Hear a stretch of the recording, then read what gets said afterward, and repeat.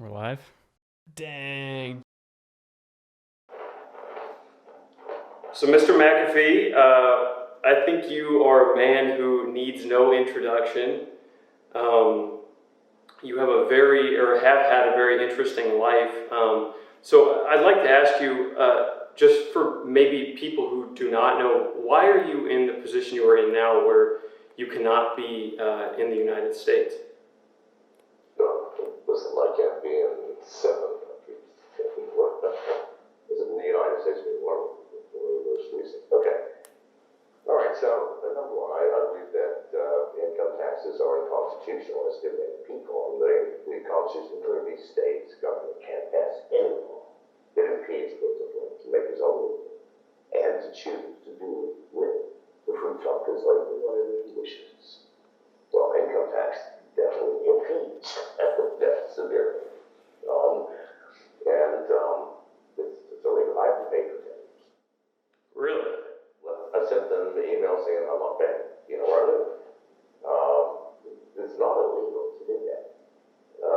They can come and confiscate your house or car and everything, and then you've got to fight to get it back, but it ain't no legal to file. I'm not paying over $50 million in taxes in my life, and I think I paid enough. It gives $50 million to the Department of Services. Well, don't make another one. 2 years ago, I started standing on the national stage and telling everybody how not to pay their taxes. Privacy court.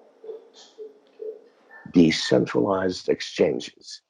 Well, at that point, I started getting angry letters and people driving by the fucking house and the SEC, the fucking SEC. I was at the time the CEO of a New York Stock Exchange company valued at $800 million, subpoenaed my company.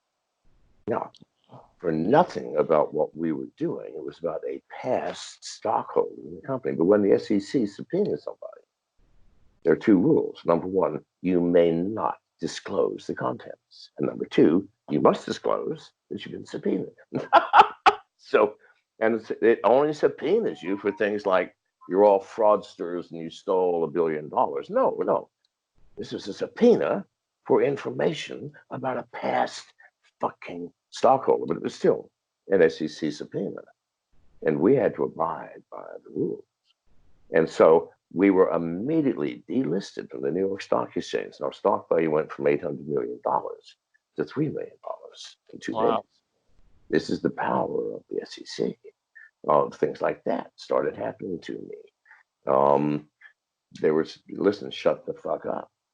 So, on the 22nd of January this year, they convened a grand jury to charge Janice and I and 4 of our staff with unspecified tax fraud charges. Well, I mean, that could be anything in the world, couldn't it? Sure, I haven't paid taxes, not illegal. It's only fraud if I lie. If I haven't filed, how can I fucking lie? Please God, this is just reality. This is how logic fucking works. Do your best. You can come take my shit, and I'm forced to fight to get it back. But I've broken no goddamn laws, and yet we are now under indictment. We found out about it a week in advance. Left the States 3 days before the grand jury, took our yacht, went to the Bahamas. Why? Well, the Bahamas has no income tax, and therefore I can't be extradited from a country where the crime I am charged with is not a crime in that country. Tax fraud, we don't have such a thing here. We don't have tax. What are you talking about? Do you understand? So, but that only lasted 3.5 months. And then through my network, I found that Paul Roll, the commissioner of police, since they couldn't get me legally, they take a step down the ladder and do some dirty things, had been paid $75,000 by some unknown agency of the U.S. government to merely have me arrested on any fucking charge at all. Beating up a little old lady, it wouldn't matter because I'm not going to go to jail. Well, I am for a few days. I'm simply going to be now listed as an undesirable and made legally by international law, ship my ass forever without a trial. Now, wasn't that clever? We left 7 hours before the raid in the afternoon. The raid was planned that night. As we were leaving port, I called the Bahamian newspapers in Nassau and I divulged Paul Roll's secret bank account number, his deposits totaling 25 times his annual salary, and his withdrawals in cash every week of $12,000 on an annual salary of 18. That's what I left with. That was headlines in the national newspapers the very next fucking morning. Wow. We sailed to Cuba. We got to Cuba. The headlines were now Paul Roll, Commissioner of Police for the Bahamas, sues John McAfee for defamation of character. Really? Nevertheless, I left the calling card. You fuck with me, I will fuck with you. I'm an old man, and you are all children to me. And what you are going through, I have been through more times than you can count. And we old sons of bitches have short fuses. And just keep that in mind. And so when you fuck with an old person, I don't give a shit if you are the commissioner of police, you're going to get fucked with back. We are survivors because we do not let the world fuck with us without fucking repercussions. So let me ask you this, if you don't mind. So I know you are running a 2020 presidential campaign, and your campaign slogan is "Do not vote McAfee." So what is it that you're hoping to achieve by running this campaign? By opening the eyes of American citizens to the truth of their situation, and that is, it doesn't matter who the president is. I mean, surely anybody over the age of 30 has to know that with every election that you've gone through, did a single hair on your head get wafted by that explosion of a shift in power? Fuck, no, nothing happened. Nothing has happened since 1960, when the CIA and the military-industrial complex, which was warned to us by Dwight Eisenhower, our last real president, they're taking your freedoms and you'll have none if you allow this to continue. That was his leaving office, the CIA and the military-industrial complex. It happened, people, and it's still happening.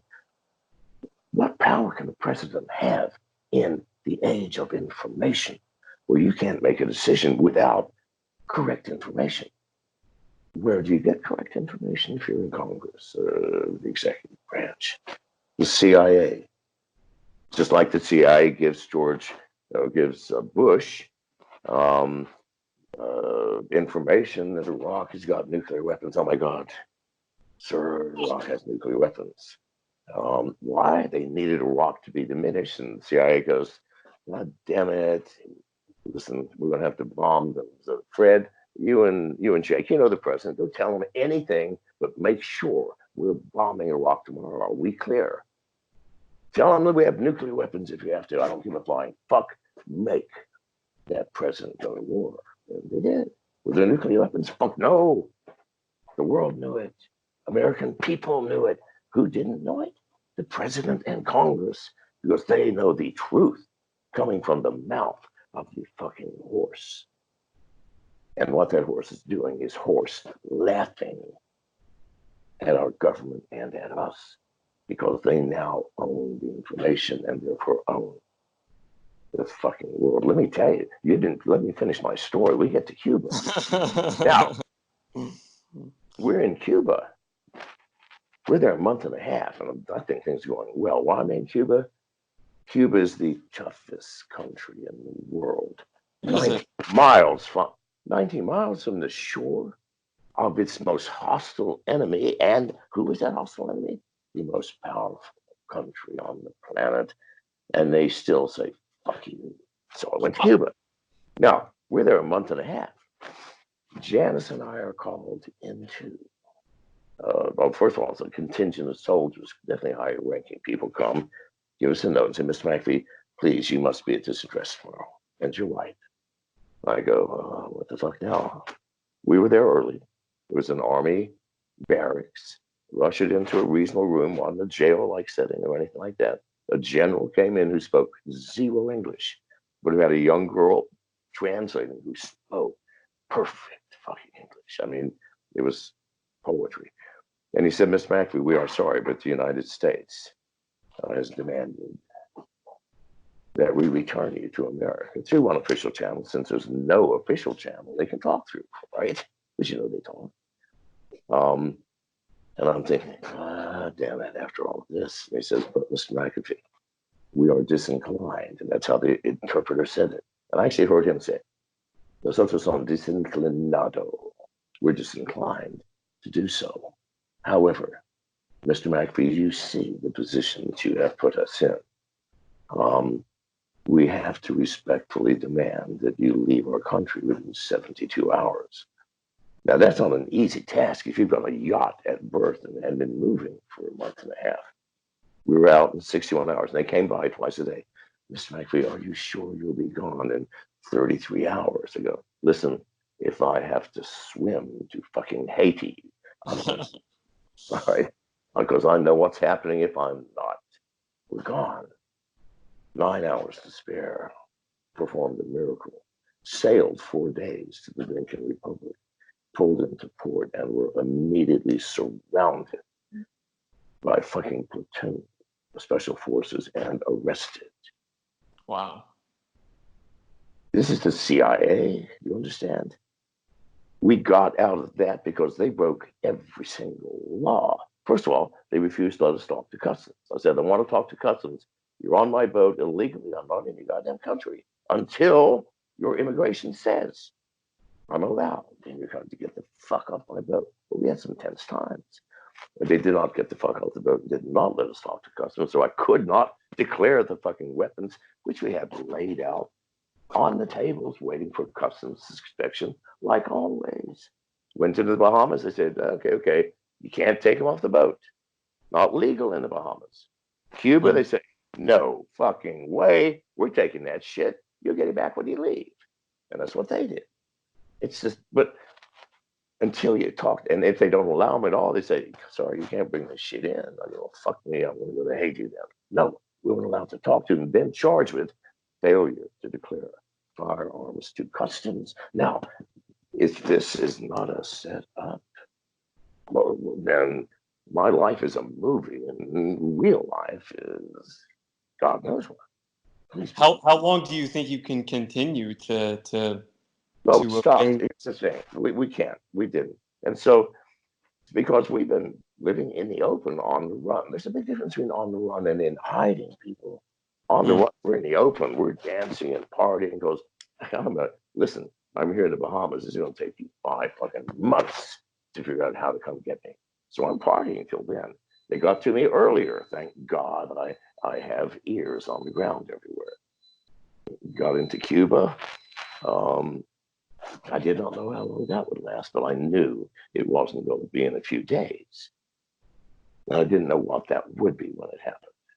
And by the way, America had warships. You can Google this, people. While Janice and I were there, it's all documented. America sent a fleet of warships 3 miles from Havana Harbor. And while we were having breakfast, you could see a swarm of American warships with guns facing Cuba. Now the general said that, they offered us what they thought was a good deal, that if we would return, they would send their ships home. Says, but we're disinclined to cooperate with any aspect of the American government. Now, could you predict shit like this? No. But get the fuck out of our country, because listen, you are too goddamn hot to be hanging out here in Cuba. That was what the story was. Well, we're too goddamn hot to even come in to the goddamn. We're arrested, and listen, by the way, we're only in jail for 4 days, during which time they were given strict orders to keep lawyers away from me. Why? Because if I had grabbed a lawyer, you guys are in deep shit. Because even in a corrupt third world country like the Dominican Republic, it's got a tripartite system, and the judicial system is always feeling the most put down. They got no guns. They can't go and raid houses. They can't decide whose houses to raid. They just sit there and judge shit. So when someone like McAfee comes into your country and he says, I've been abused by those motherfuckers who've been abusing you, I want my day in court. They can't refuse. Now, I've been in more prisons than God. And if I'm in a prison, I've got cash in my pocket or on my ass. And if I am in a prison, I've got one of those two places. I always have contingencies. I'm going to get a lawyer. And I did. I got two. From that point, everything fucking changed. They filed a brief with the Supreme Court. John McAfee, and keep in mind, I'm in international news now. I'm under arrest in the Dominican Republic, charged with some very strange things. And I say, okay, well, let me have my say, right?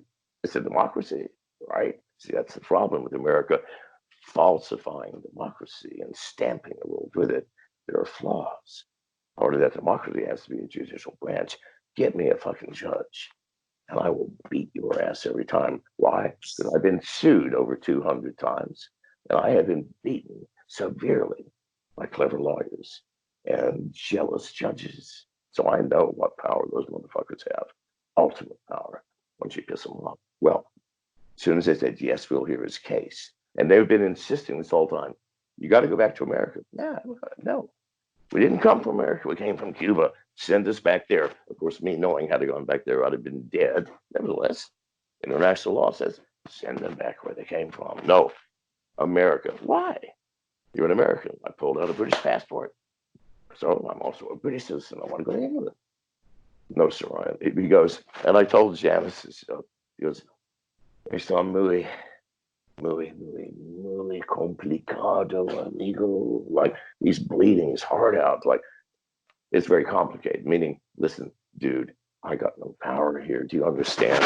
I've got a goddamn guy up here with a gun to my head, virtually, or I'm on his string, and he says, do this, please, forgive me.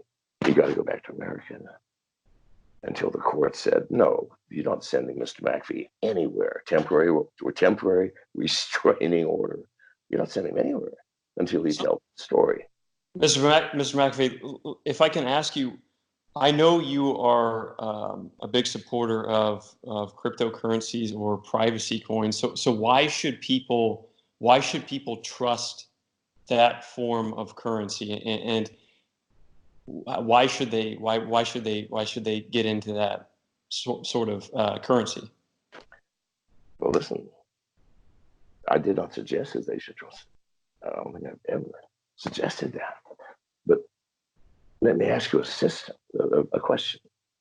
You are now in a system of fiat, a currency owned by a fucking central bank, the Fed, a private goddamn corporation, which is the footstool of the American government. And you know you can't trust that shit. So what do you have to lose? That's the question. Not why should I trust it? You know you can't trust what you got. So why stay? What do you think about Facebook's cryptocurrency that they're supposedly going to be? Okay. Libra. All right. Now, like everything. Okay. The blockchain came from ordinary people. We all know this. And cryptocurrency.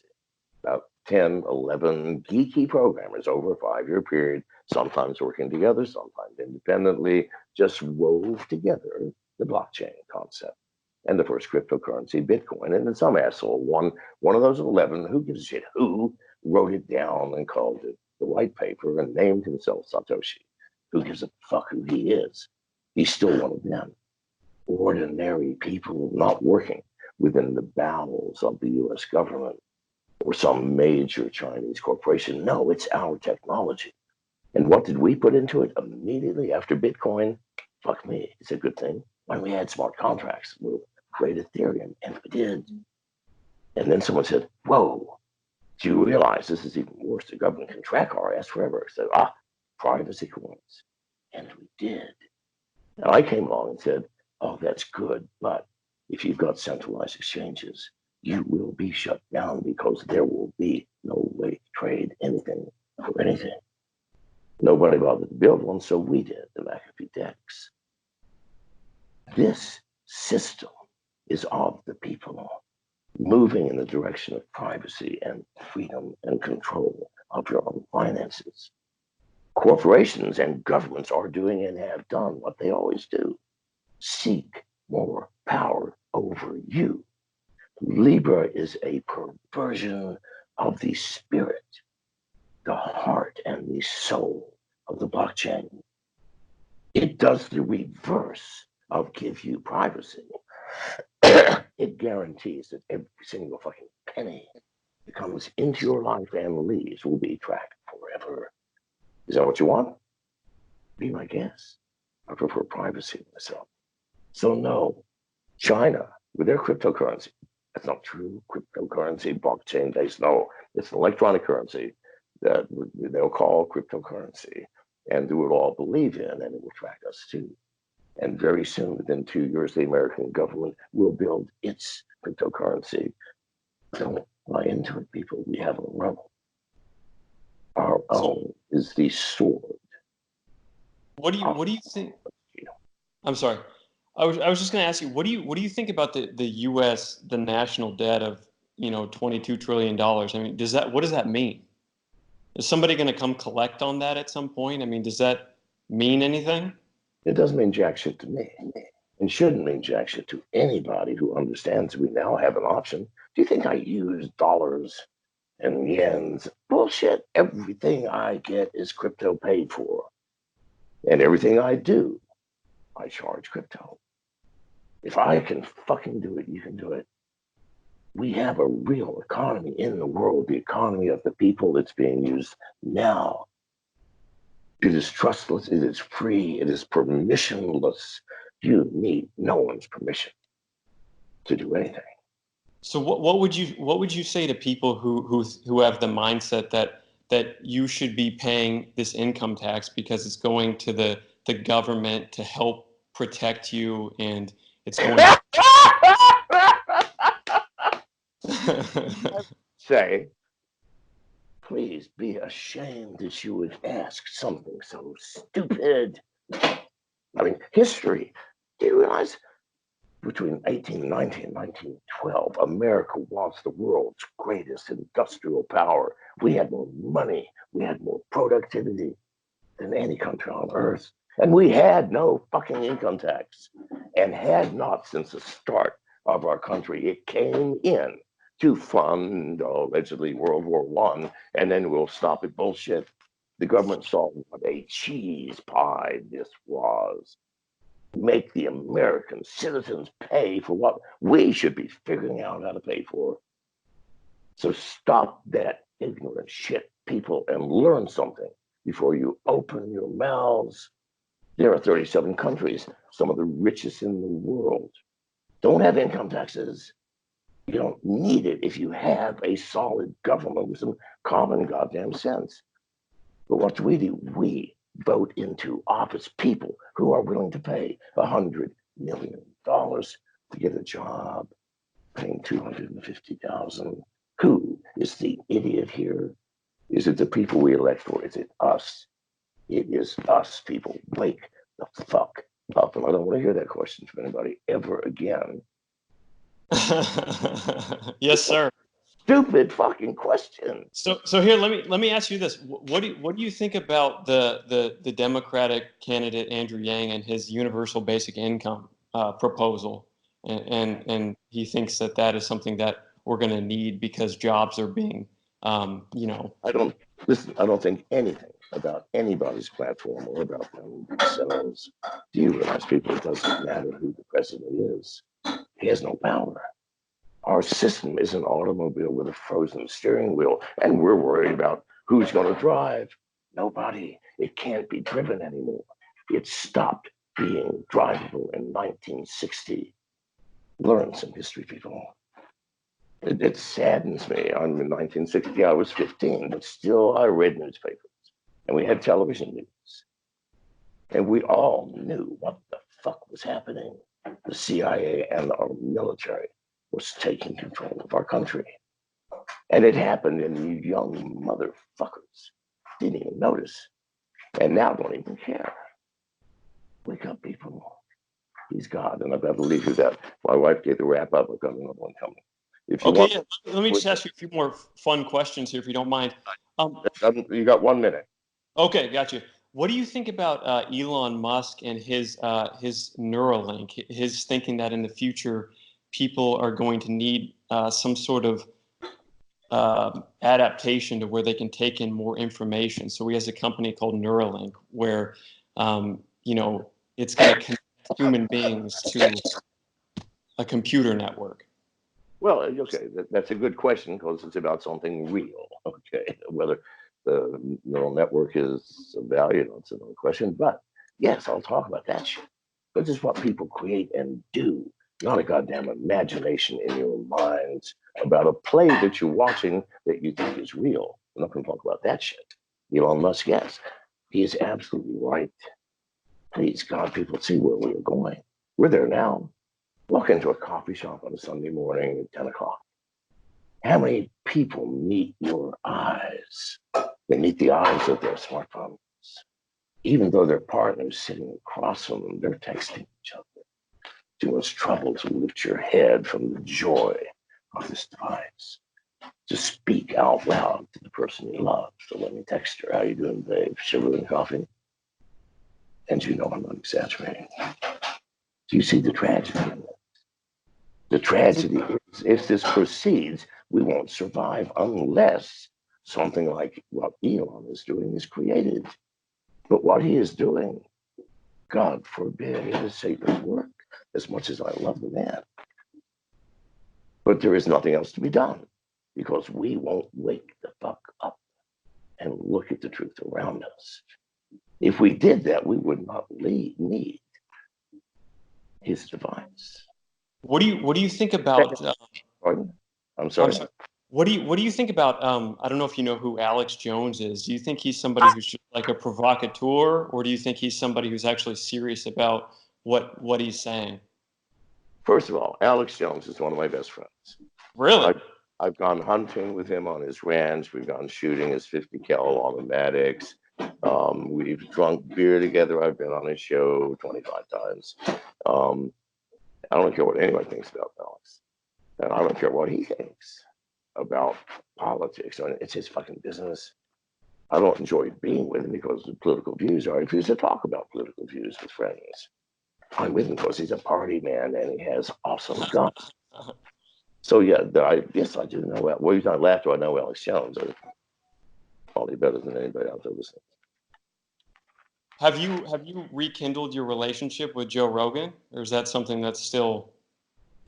I never had a split with Joe Rogan. I've been on a show only one time in my life, some 6 years ago.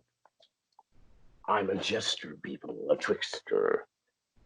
I like fucking with people that I like. So when I post, listen, because everybody says, "Well, you go on Joe Rogan, go on Joe Rogan, go on." I'm tired of hearing, and I finally go, "Hey, listen, it's a personal thing." Ever since that night in Bangkok when, well, he allowed that prostitute to bring the sheep into the room. I mean, I do understand the leniency of Thai laws and their attitudes toward sex and pleasure, but honest to God, I was shocked that Joe would let a sheep into bed while he and I were in bed together. It's like, Joe, am I not enough? That's what I tweeted. Now, if anybody believes that shit, then that's the other problem we have. You are so fucking gullible, you people. It's a joke. It was an obvious joke. I've done it a few times. Another time I said it was about some dwarfs in Mexico that I'd fallen in love with, and he lured them away from my heart. Please God, people. We're people too. Joe and I, we jest. If anybody can believe a story that Joe Rogan and I are fucking in a bed and I'm pissed because a sheep, then I've got no pity for you. No, I've got no problem. No, I don't have time. Not the time. It's a difficult thing to schedule with Joe. I don't have the time to schedule with Joe. Well, I got to go. My wife said, Okay. got to go. Thank you, Mr. McAfee. I appreciate your time. Happy New Year, 2020, baby. All right. Thank you. Thank you. Well, there you go. I mean, I wanted to ask him some more stuff, but he had to go. Woo!